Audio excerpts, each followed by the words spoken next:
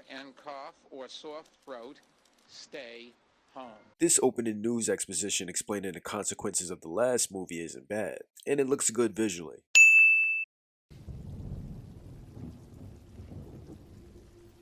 Andy Serkis.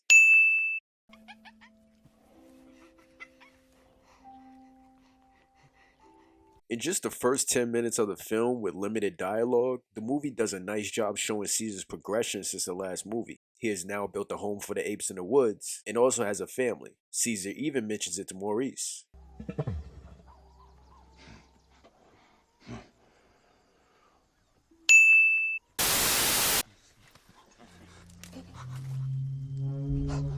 Yeah, I'm gonna guess the only reason he's so far ahead of the group right now is so he can shoot this ape and start the conflict in this movie. Apes! Do not want war! This is such a good scene with Caesar and the apes warning the humans about not coming back. Human work! Okay, I think it's time to look at the actors and the acting and the dialogue in the movie.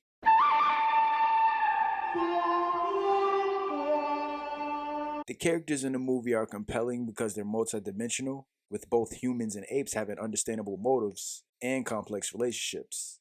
They're portrayed with depth, empathy, and nuance, making them relatable and engaging for the audience. Andy Serkis continues to be great as Caesar as he struggles between protecting his family and trying to avoid war, while Toby Cabell is good as Koba as he confronts his own hatred and distrust for the humans and how that messes up his relationship with Caesar. Jason Clarke is good in his role as Malcolm as well, while Gary Oldman is always a win. So with that, the movie earns a 5 out of 5 for actors and acting and dialogue. Come on! Get out of here, stupid monkey! Oh, you heard him! Go! The fact that they never tell Gary Oldman about this encounter. You saved our lives. We've got a lot of debris to clear now. We might need a bit more time.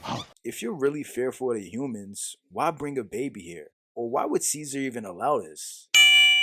I mean, I'm not mad at them finding the gun. It's just a baby wandering across it when he shouldn't even be here makes it a plot convenience. Caesar love humans more than apes. This whole scene. Humans! Kill Caesar! Okay, I think it's time to look at the editing in the movie.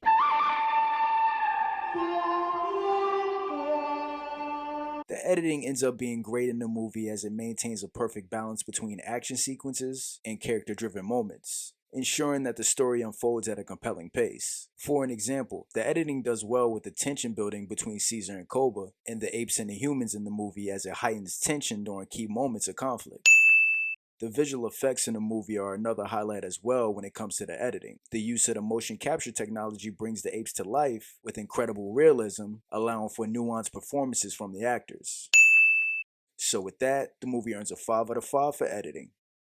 There! California Street!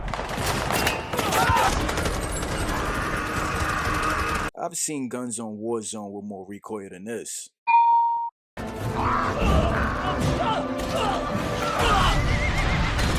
This shot with the tank. Okay, I think it's time to look at the directing and the cinematography in the movie.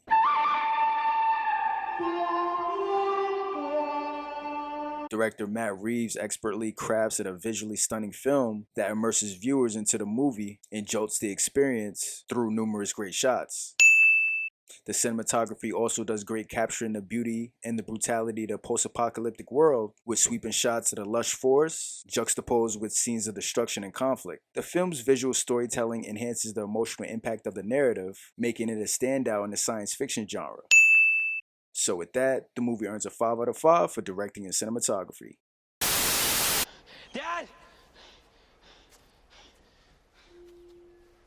Is it kinda convenient that they find Caesar all the way down here right before they find the car? And not to mention no ape finds him at all? Yeah. Ape. Did this. Okay, it's time to look at the action and the drama in the movie.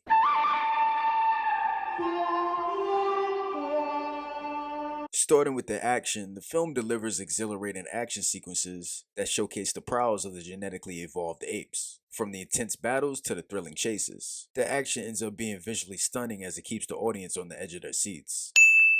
And when it comes to the drama in the movie, it really is a character-driven drama. At its core, Dawn of the Planet of the Apes is a story about complex characters grappling with moral dilemmas and interpersonal conflicts. The drama unfolds organically for the most part, with each character facing their own internal struggles and external challenges. The film explores themes of empathy, survival, trust, coexistence, and the consequences of violence, adding layers of depth to the narrative. The drama in the film also raises questions about the nature of humanity, the impact of prejudice, and the possibility of finding common ground despite differences.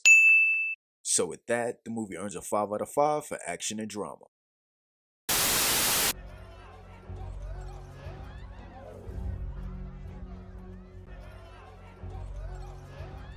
Okay, it's time to look at the music and the score in the movie.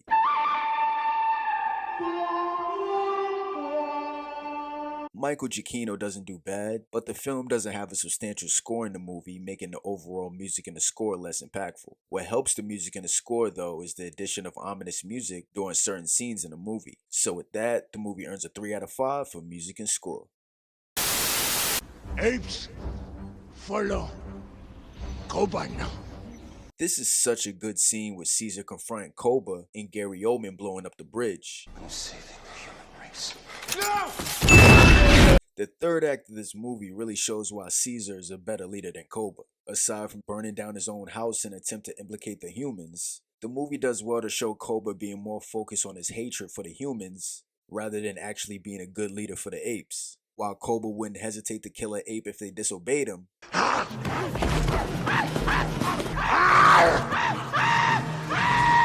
Caesar would actively sacrifice himself for his family and tries to avoid war at all costs to keep his family protected. And finally, I think it's time to look at the plot and the story of the movie.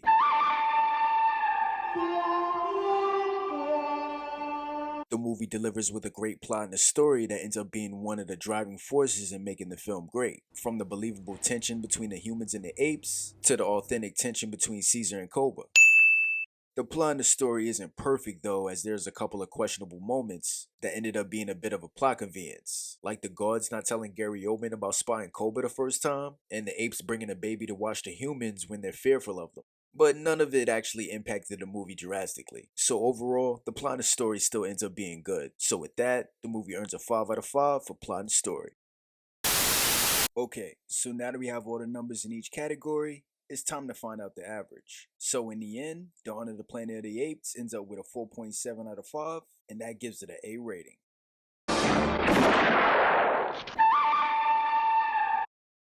Caesar, weak. Koba, weaker.